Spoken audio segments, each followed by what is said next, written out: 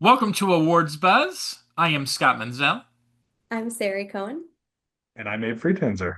and today we're going to be breaking down the best comedy series at the Emmys. So, Abe, I would like to throw this over to you to kick things off with some stats. I do love stats. That's my favorite thing in the world. This category is interesting because, unlike the best drama series category, where only one of last year's nominees is eligible, this year we have most of the nominees from last year eligible. Hacks, our big surprise winner, Abbott Elementary, The Bear, Only Murders in the Building, and What We Do in the Shadows. Those are the ones that are eligible again. What We Do in the Shadows, we should note, was nominated only three times before, and so missed out on two different seasons, not consecutively. Additionally, Curb Your Enthusiasm is over. Reservoir Dogs is an old movie. Reservation Dogs is over as well. And Palm Royale, if anyone remembers that show, is coming back for season two at a future date, not yet, and not eligible for this ceremony. If we go back to previous nominees that were nominated the last time they were eligible, none of them are back yet. Wednesday is coming back in August, so that's going to miss this season. Similarly, it's been announced that Ted Lasso is coming back, but that is 2029, or who knows when that's going to come out. And similarly, Jury Duty will likely be back at some point, but that is not back now. The two shows that were nominated and remain on, but have not been nominated since way back when, are Emily in Paris and Cobra Kai, which were two very curious inclusions that got in a couple years ago. Cobra Kai is now over. Emily in Paris remains on. Neither of them will be back. We don't need to worry about that, but it is worth remembering that they were nominated. Similarly, we have two shows from 2 years ago that, like on the drama side, The Diplomat and Bad Sisters, missed Best Drama Series, but in this case, Best Comedy Series, but did get nominated for acting, Shrinking and Poker Face. So those were two that I think were probably like just on the cusp that are now back in contention. We do have some new shows that are up this year. Sari, do you want to start us off with some top contenders? Oh, right off the bat, the studio. I mean, everybody is buzzing about the studio. And before we even get started on that, because I think we're kind of all, I don't know, maybe we'll see, all in agreement of where that's going to land this season. The other one I was just talking about that's like all the way at the bottom of the end of the list is Running Point, which surprises me in its placement, but there's a lot of good competition. This is a solid category. I know that both of you have a show you really like. I really like it as well. That is probably a contender here. Scott, which one is that? Drinking? Oh, that no, Shrinking. I was thinking nobody wants this. Oh, yes. Oh, I mean, both of those shows. I mean, both of those shows. I mean, it's a controversial opinion. Just gonna say it. I think both of those shows, in my opinion, are better than the studio. Hmm, We've Yep. talked about this. We've talked. Yes, we talked about this, but I also think that the studio, as Siri pointed out, is the show of the moment. I mean, it's really kind of nuts. Apple has this category, and then on the reverse, I think HBO has drama, but with the pit. But the studio, I went to an event a couple weeks ago where like everyone who came up to do a speech referenced the studio. Like it was crazy. Like people making the joke about Sal, people people just making references to it. And these are people like behind the scenes who are like editors and whatnot. This show has hit the zeitgeist so hard right now, and it hit at the right time because it's going right into voting. There's no chance that this doesn't get nominated across the board. And what you were talking about in our limited series conversation, Abe, it is going to have multiple nominations in pretty much every category. Is what I see, except for the ones where they decided to only throw out one episode, which I believe is either in the writing or directing category. I can't remember which one, but it'll both get nominations in that regardless. So this is going to be in my opinion, the series to beat. Um, but to go back to what you were asking me, Abe, I mean, nobody wants this is a show that I deeply, deeply love. Very simple concept, but it's just so endearing. The two leads, Kristen and Adam, just so damn charming. If this came out a little bit later, I think we might have more of a concern. I think people would have more of a concern with it potentially getting in terms of winning, not nominations. We all know it's going to get nominated in those categories, but winning, very, very. It's not likely, and the same with shrinking, unfortunately. Well, I will say Complete. with Nobody Wants This that I predicted that it would be snubbed for best ensemble at the SAGs, not nominated there, and so I have a tiny bit of pause about it overperforming. I think that series and actor and actress should be safe. I also know I thought I had seen that the second season was coming out in August, and they just announced it for October.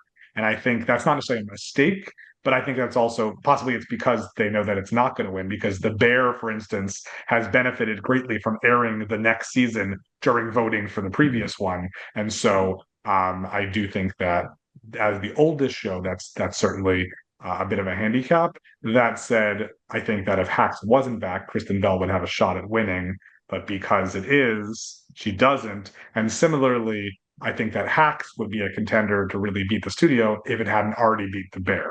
Like it's sort of like we're already going through that cycle, like it's already been rewarded. And so instead of, being a face off between those two, it's like the studio and then like maybe Hacks. Totally agree. No, listen, I think every show here has had its time, right? Like The Bear had its time. I think we're about to see Hacks get dethroned by the studio. I think Nobody Wants This is people really, truly, genuinely love that show, but like Scott said, the timing of it. If it was released the same time as the studio, I think there would be a lot bigger discussion. We would be in a much more heated discussion about who is going to be likely to win. I do think it's going to get nominated, absolutely. And I kind of feel bad for feel not really feel bad, but shows like Shrinking, which is so good and really does deserve honors. I think it's kind of same with Only Murders, that kind of had its time too. Like I don't think in the race it's going to hold up against the studio. Well, Yeah, all I'll and say is I that want to add. Only Oh, go Murders ahead. did win the SAG award, to two SAG awards, which was a huge surprise. And I think Scott and I both think this is the best season so far. Like there's definitely good stuff happening there, but I just don't know. I don't know that it has the right momentum. And similarly, The Bear was almost completely shut out by the Critics' Choice in their nominations. So I think there's something about just sort of being a repeat nominee and also like are we talking about? I mean, The Bear is going to come out like a second after voting ends the next season. And so people will be judging the winners on the wrong season again, but not the nominees. So I don't know how that's going to affect things. Scott, what did you want to say? Yeah, I'm I sorry. think I think the Bear has had its day. I think, and I mean, I'll safely predict this. I think it's going to get nominated in multiple categories, and it's going to pretty much lose every single category that's nominated. I don't think it's going to win. If it wins something, it'll probably win like one thing, but it's not going to be something that's going to get like a lot of buzz or attraction. Only Murders in the Building is very interesting because outside of the SAG stuff, I feel like that show is very underappreciated, especially with the caliber. Like, I mean, having two comedy icons in one show, it's very strange that we never saw this win in the big category. But it's always goes to show you how competitive this field is. And, they had Abbott Elementary. Obviously, that first season blew everyone away. It was winning things left and right. The Bear blew everyone away first season. Hacks took a while to get there, right? Hacks took a while to get there, and I think it benefited from people started feeling more fatigue towards some of these other shows. But it's really interesting to talk, like when we're looking at this, right? We're all kind of, I think we're all in agreement that studio has this pretty much on lock. And then you have Hacks that won, The Bear that won, Abbott Elementary that won, And then Only Murders, which has been, this was fourth season going into the fifth season, has not won. So I almost wonder, is it going to be the final season of Only Murders in the Building that might end up winning? Part of, I think, in the category, what works against them, and I've said this before, is that Steve Martin and Martin Short are always pitted up against each other. I mean, when we're looking in the actor category, um, and it is just one of those like favorited shows, but I don't know what it is. Like there is so much talent, and it should be appreciated and awarded way more than it is. Way more than it is. It's the it's criminal. Like it just feels very weird to be watching the show play out and not get its rewards. But we've seen it, like, look, What We Do in the Shadows, I feel like is also another favorite that people love that is completely under rewarded.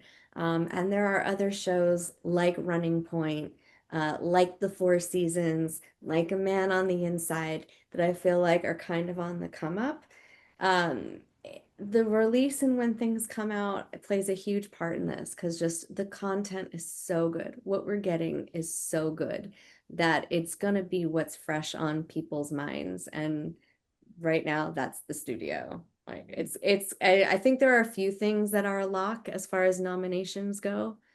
Um, but I think this is going to be a pretty not surprising category as far as the winner is concerned. Let me just add for some clarifications. Abbott Elementary has not won this category yet.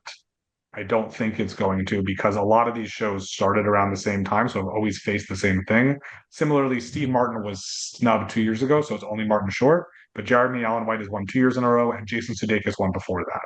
And so with Ted Lasso being like reigning so much in this category, and then The Bear, and then Hacks, it's been hard to have something. And so Only Murders has only ever known that competition. And so there's never been a chance for it to be, not with something else. That said, it's also the only show besides Abbott, I guess, in The Bear also that has consistently been coming year after year. Every other show seems to take a break for longer. Like Shrinking, which is back after, a hiatus, or Poker Face, which is back after a hiatus and all that. But to me, there are a lot of other shows that are worth mentioning here.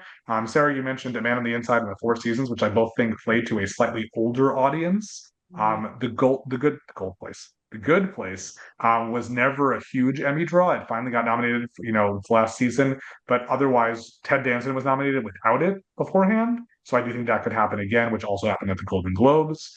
The Four Seasons seems to be a huge hit, and I mean, Steve Carell never won for The Office, and this is like as far away as he could be from The Office. But I think that could do well. I'm not sure because I don't know that it's quite as laugh out loud funny as some of this other stuff, but it does seem to have hit at the right moment. The Residents, I'm not sure what to make of because Uzo Aduba is a real Emmy draw. Like she's been nominated for stuff. She won for Mrs. America. Like she's been up for a lot of other stuff, but I don't know that the show will be as popular as she is. Agatha all along is a real question mark because Catherine Hahn is great. She's also in the studio. WandaVision was the biggest Emmy and Marvel show ever. Agatha was not as well received overall, but it's still a possibility. It also could call it a musical. And I guess that's rare that we have a musical actually in this musical or comedy series category. English Teacher, I feel like was also a hit. That was a while ago, but I know it was nominated for some Gotham awards. Like that's worth thinking about. That is definitely a popular one. When we talk about Abbott Elementary being up, St. Denis Medical feels like a good, easy, traditional, sitcom. And then you have something like Ghosts that is in year four with this huge cast that got a 2-season renewal and to be back for a lot more. And I don't know why that's still not on anyone's radar. Similarly, Somebody Somewhere is this like really sweet, sentimental show that, you know, I feel like that reminds me most of Shrill, which got Adie Bryant a nomination in its final season, but didn't get Best Comedy Series. So I'm not really sure. And the other one that's really, I feel like hitting at exactly the right moment, and I'm curious how this will hit you guys, is Overcompensating. Hmm. And similarly, Adults, which also just started, and I feel like is sort of like that. I don't know if those two are like too late, too young, but I feel like they have some buzz. Yeah. I mean, it's an interesting and thanks for clarifying, Abe, about the Abbott thing. So that was my bad.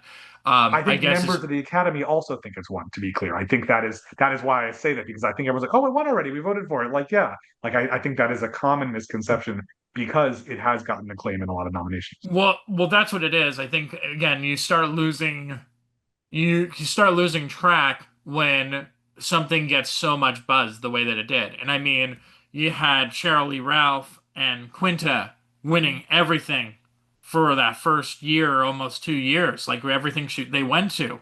It was like boom, boom, boom, boom, boom. So I think your Quinta's also so attached to Abbott. So every time I hear her name, I just think Abbott. So I think that's also where like some of the confusions maybe even lies for voters, right? I think they connect that to her. So when they hear, oh yeah, Abbott Elementary, like that's what like just she pops up like that. Um, I think you have some very interesting takes there of what can kind of break in. Um, I'm not quite sure. I know overcompensating has really kind of got pushed at the right time. And I know, just coming off Gotham's, it did not win anything there. But I know that cast, that young cast, is very passionate. They've been posting like crazy on social media. Will that translate into a nomination? I don't think so. I also want to talk about that show, and I'm not going to butcher the name, so I'm going to have you say it, Abe. What is the Amy Sherman Palladino show that's on That would Prime? be étoile, which is French for star. So they are trying to push that hardcore, like really, really hardcore. And I think it's because, Amy is a name. She's very familiar with the Emmys, but I do not think that show's gonna happen for them. I don't know if you get the deliveries of groceries, but on the Amazon Prime bags, it literally has an ad for FYC. Okay, I have that outside when it came. Yet my mom, I guess, ordered something on Amazon, and when I saw the bag, I thought it was an FYC thing that I was sent. So I was like, "Don't open it. I must have gotten something. Don't open it." I looked at it and I was like, "What the? It looks like an FYC package. It looks like something we would get from a studio." It's Yes. they are really championing that show. It's quite the ad they've taken out. Yeah, so I mean, and every single person is getting that, right? Who's like, no matter where you are probably in the entire country, because they own the show, they own the deliveries, so they're literally just putting that there. But I don't know. I mean, they really want that. I just don't think it hit the way I that, So I don't think the thing is, I don't think fan followings, and we talked about this when we did drama. I don't think fan followings translate to voters. no. It's not the same thing. You can have a show, I mean, like Ghost, while that does have nomination after nomination after nomination, and it's been renewed for another 2 seasons, like people love that show. Is it gonna win best comedy series? No, I can't see a world where that happens, but it's beloved enough to continue on for at least 2 more years. We see it all the time with just shows that are fan favorites. The viewership is wild, overcompensating. I mean, this all came from the Benito Skinner came from the influencer world. He was a YouTuber and now here he is with the show. And it does translate to an audience. You are speaking to a large audience who are enjoying what's being made and what's going out there. But you're competing against the shrinkings of the world, the studios of the world. Well, Yeah, I want and to I say, want to say yeah, with Scott, Ghosts, like what's interesting about that is that Emmy voters have never recognized this show. But what's been not a single interesting, nomination not for a Ghosts single ever. nomination. And what's fascinating about it, though, is that some of the like critic groups and some of the other industry spaces are slowly picking up on it, and they're kind of letting like, oh, we'll throw in an actor here or an actor there. And again, I'm gonna go back to this. I know we talked about it in the other stream. Cast ensemble. I mean, this again, another show that is the definition. I mean, hell, I'm going to even say that Abbott Elementary benefits from that. I don't think that show works as well as it does if it wasn't for the chemistry between all the characters. Like, I'm sorry, like I look at that show and I would not stand single out one person because in one episode, Janelle James is the standout. In the next episode, Cheryl Lee Ralph is the standout. But like ultimately, what makes that show work is how they all interact together. And there's just so much more of ensemble work that really kind of makes something stand out. Like when you took it, we talked about this very early on about nobody wants this, right? That is without question the definition of a show where you can see it kind of getting nominated. The obviously Adam and Kristen, the show's based around them. It's a twofer, right? And then sure, you can say Jackie Tone is very funny as the plucky comedic relief, so maybe a supporting. But the show rests on two performances. In these other shows, I mean, Shrinking is another great example. It's like Jimmy and Harrison, their chemistry. Krista and Ted, their chemistry.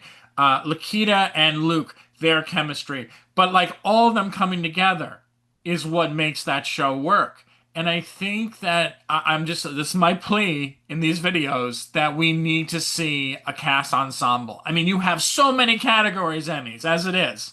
Just throw in a cast ensemble. It's worth it. Trust me. While we're adding categories, I feel like it's weird there's no episode of the season or episode of the year, that we only have directing and writing. And so, that sometimes pairs weirdly to some things we've been saying. I always think back to one of my favorite shows in years, The Great, which at no point was nominated for Best Comedy Series. And there was one year where the Kaminsky Method was nominated over The Great, which, was a bit of a surprise. I don't think it'd been nominated before. It's just very strange. But The Great was up for directing and writing its first year. It was up for its leads the second year, and then pretty much nothing the third year. And sometimes it's just about timing. And I think I am concerned about one of the shows we've been talking and saying only good things about, which is Shrinking. Shrinking for season one, which I think was pretty acclaimed, was nominated for exactly 2 Emmys for actor and supporting actress, and that's it. Not for writing, not for directing, not for series.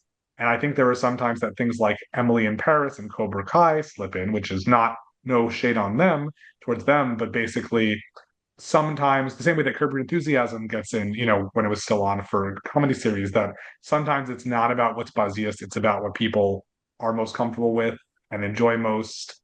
And Shrinking, should be getting those Ted Lasso, White Lotus, category dominating nominations, but just hasn't. And to your point before about Amy Sherman Palladino, I looked it up. And Mrs. Maisel has 22 Emmy wins. Gilmore Girls has one. It was its only nomination. It was for makeup, never nominated for anything else. And I think a lot of people would probably tell you Gilmore Girls is the better show because they love it so much. And A12, just because it's the same person, it doesn't mean it's necessarily getting in. And there's also those directing and writing categories where you can actually nominate specific, like specific names, that you nominate people on the ballot. And they very often there's somebody like Elizabeth Moss directing Handmaid's Tale, that kind of thing, other people. And so there's Well, just so much going on here. I Go ahead, Sari. Well, I think at that point, then you have a different category for fan favorite because all that you brought up, Gilmore Girls, Emily in Paris, Cobra Kai, those are like the shows that you'd see at Comic-Con that would have lines around the corner for the fans rushing to get in. Like Is people that love, like cinematic and box office achievement, which a Golden Globe category that we're all puzzled about, whether it means it made the most money, then isn't the winner already clear? well, it depends, look, it's subjective, right? It is just art is subjective and I think, when you're trying to put it into box it into these categories, yeah, you'll have a Cobra Kai up against a Shrinking. Now, I think Shrinking is a slow burn, kind of like Slow Horses, where the quality of it is so high and it's such a good show and consistently good. But you are kind of just overtaken by what's the buzz, what dropped the latest. Timing is essential. That's why things are released when they are. Like we have even the voters, they're human. So we have these short attention spans. Whatever comes out the most recent that's on our mind that we like is going to equal the best. And, unfortunately, that does mean that, yeah, sh shows like Shrinking that might be very good are going to be very overlooked. Yeah. Like, do you think my favorite tonal mismatch award stat is Beauty and the Beast is commonly known as the first animated film to be nominated for Best Picture, the Oscars. Do we know what it lost to? Mm-mm. Silence of the Lambs. Can you imagine going down a ballot, be like, well, the Beauty and the Beast or Silence, how do you possibly take these two together? So I think, here at least we have, if we're going to have stuff like Poker Face or Barry or the Bear, to get us a little bit more serious, at least we don't have quite as much of a divide as those two. Yeah. Poker Face also, like that's another one I know. I feel like that might get a little lost in the shuffle. Like it might win, at least in this category. I think it might be nominated for in I other. think it's only also half eligible. I think like half the show is for Oh, next season, which is confusing because then it doesn't have as much. I'm not really sure. yeah. Interesting. I want to also just say to a point that Siri was making, and we talked about this also in the drama category. There really does. I think the joke you just made, Abe, about the box office achievement for Globes, again, I think it comes down to title and like what that means because I agree with you. It's sort of like, okay, well then Deadpool and Wolverine should win because it's the top grossing movie, like our Barbie should win because it's the whatever the case may be in there. And I mean, but I think that should be more of an honorary thing. Like if you're gonna do a box office like achievement, like we I think there's something to be said that you should recognize something that's hits the cultural zeitgeist. I don't know if it needs to be a category, but in terms of television, and I mean, and film, I think they're really all these major organizations should have something that, again, you want to get people engaged. As much as we make fun of this, like the industry, like loves to be like all about itself, like let the critics vote, let the industry people vote. It's like, guess what? Who's keeping your shows on the air? We're watching this stuff ahead of time on links. We're not counting towards Nielsen ratings. We're not counting towards box office. We're seeing the movie for free. We're doing all that stuff. So, like, shouldn't you have a category that allows the people who actually watch this stuff to actually vote and pick what they think is the best? And I bet you would see things like Interview with the Vampire pop up there because of the fact that it's such a it's a fan favorite show, just like we were talking about Gilmore Girls. There's no world where Gilmore Girls wouldn't have got nominated in that category if that was the case. And maybe even to Emily in Paris's credit, that may show up because so many people watch it. There's a much different thing of what's critically acclaimed versus what people are really watching. I've said this, and I have been a hack stan since an OG since season one, and Paul and all the people know this. But like Hacks is an industry show. Anybody in the real world is not watching Hacks. If you're an actor, you're watching Hacks. If you're a critic, you're watching Hacks. If you're a producer, you're watching Hacks. But my mother is not watching Hacks. Like that's the reality. My brothers are not watching Hacks. My friends are not watching Hacks. That's just the reality of it. So I would love for categories like this to exist where we actually get people who are like watching television to vote. Because again, overcompensating, I bet you that would show up in that category.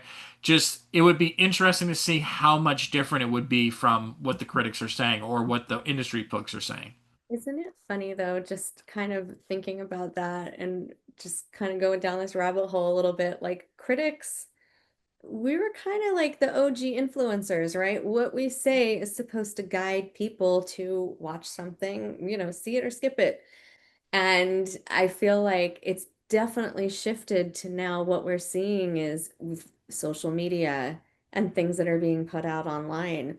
the audience really speaks for itself. If it's being watched, if it's being consumed, then it's considered a hit. And we're over here like more so rating on the scale of the art.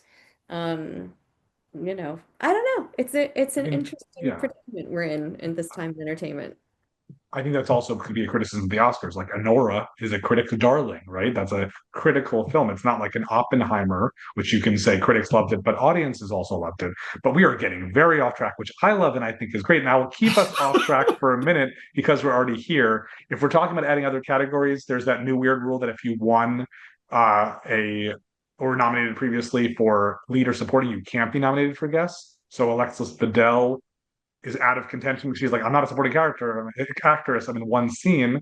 There should be something like the recurring type of thing, similar to White Lotus. You have these series regulars. I also think to this like single episode. If you look back a couple of years ago, Sarah Goldberg has an episode in season 4 of Barry that she is incredibly like so incredible. It's not really drama. Sorry, it's not really comedy. Like it is very like serious and terrifying, but she is so good. Would I nominate her? And was she nominated for best supporting actress in a comedy series?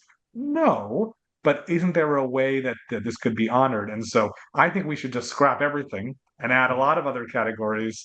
And the more people we can honor, the better. But I also think it is worthwhile for us to look at these 8 potential nominees here. I am less certain than when I came in, and I'm now thinking about swapping something out. Should I go first? Does someone else want to start? Go for it. Since you're already prepared, go for it. I don't feel prepared. So we're going to go in order. We're going to say the studio, Hacks, Abbott Elementary, Only Murders in the Building, The Bear, Nobody Wants This, Shrinking, said nervously, and I think the Four Seasons. I'm going to swap out What We Do in the Shadows because I feel like much as that is a fan favorite, it is not. It has been a. It was not nominated for season 4 after being nominated for season 2 and 3. Came back for a 5. I'm just not sure. This still leaves a lot of other contenders. What do we think, guys? Abe, you're not going to believe this. I actually have the exact same order. Me I too. don't believe. No, impossible. No Yeah. running point. Yeah. No, I don't think running. I think it's kind of strange that it's like really like all the way at the bottom of what people are predicting, that it's not higher up on the list of possibilities. But I totally agree. Totally agree with that. Like that's the same. No, it's I literally I wrote it down as we were talking in the beginning, and I have it in the exact same order. Mhm. All right. I mean, I still think let's think about overcompensating. Let's think about St. Dennis Medical, somebody somewhere. There's a couple of things that are still, I mean, on the inside, there's still some stuff like this isn't, no one feels great about it. You don't feel great about this list. Like this isn't like certain or I anything. feel great about the top five of it. Like I think when you go Studio Hacks, Abbott Elementary, Only Murders the Bear, like that's fine. I think when you get 6, 7, and 8, those can kind of be interchangeable, and I can see upsets. I do think since we're talking about it, what's familiar versus what's hot in the moment, that's where I think the Four Seasons comes into play, and I think that's why I put that in there. Nobody Wants This is like to me and Shrinking are both kind of right on the cusp. Um, and I want them in there, but I can see one of them being replaced with The Residents, honestly. Um, do I think it's going to happen? Not sure. Can one of them be replaced with What Do We Do in the Shadows? Possibly. But I do think the way that you had it broken down seems like what I think is most likely going to happen. But I don't feel like if I was going to a casino, I would not put money on 6, 7, and 8. Can we just talk about also the great ensemble in the residence? Like that would be one. I think Uzo is can earn a nom for this. I don't know that it's can top out like the Four Seasons or a Man on the Inside. I don't know. But yeah, no, I actually feel strong all the way up until 7, all the way up until Nobody Wants This. And then I feel like that eighth can be swapped out. I feel that my gut is telling me it's going to be 8 was going to come in at the Four Seasons is going to come in at number 8. Yeah. I Well, mean, I know we wanted to save this for a different stream, but I mean, I'm actually shocked that like people don't. I mean, I'm just looking at basing it on Gold Derby right now. Like, I'm surprised people don't have Seth Rogen as the winner for actor. I'm like, it's to me, I'm just like, what? Like, So the thing about Seth Rogen to me is he is someone who has delivered entertainment consistently for decades now. I think we can probably point to Knocked Up as his first like really big leading thing after, Freaks and Geeks and Undeclared, right? But I don't know that he's seen as so serious. And I think that for a lot of people like Peter Farrelly and other people who come from that same kind of background, you have to really get to a point of being taken seriously. And I think the studio is the way that it's going to happen. But I think that there's still that first hurdle of like, can he do it? And I think that, again, if Hacks had not won last year, I would be less certain about all this because I feel like Hacks has been on the rise and hasn't quite gotten there, but then it did. And so now it's like, come on up, Seth. And also, there's no lead actor in Hacks. Mhm. And Jeremy Allen White has already won twice. I was just gonna say, I'm gonna interrupt, but I'm totally having this image. I feel like it's gonna be the Ben Affleck and Matt Damon of TV. We're gonna have Seth and Adam win the best comedy series here, and there's just gonna be this moment of like, we've been working together and collaborating all these years. Remember that moment when obviously Ben Affleck and Matt Damon won for Good Will Hunting? I feel like that's what we're about to see at the Emmys with the studio for Seth and I, Adam. I, I wouldn't count out Adam Brody because I don't, nobody wants this. We'll see how it does with all the nominations. I do think he's very popular. I think that since he didn't win the SAG, I'm a little more nervous about his chances there. The good news, though, for anyone paying attention here who's made it this far, is we have interviews with multiple people from pretty much every show that we've mentioned here, including our 8 predicted nominees. So if you're an Emmy voter, you're like, who should I vote for? Spend hours on the Awards Buzz YouTube channel. And if you're not, there's still lots of great conversations. And we're not stopping anytime soon. There is a lot of exciting stuff coming up. We have multiple interviews premiering every day now through the end of Emmy voting, and we hope you will join us for all of it. I'm Abe Friedtanzer. I'm Sari Cohen. and I'm Scott Menzel. Thanks for being with us.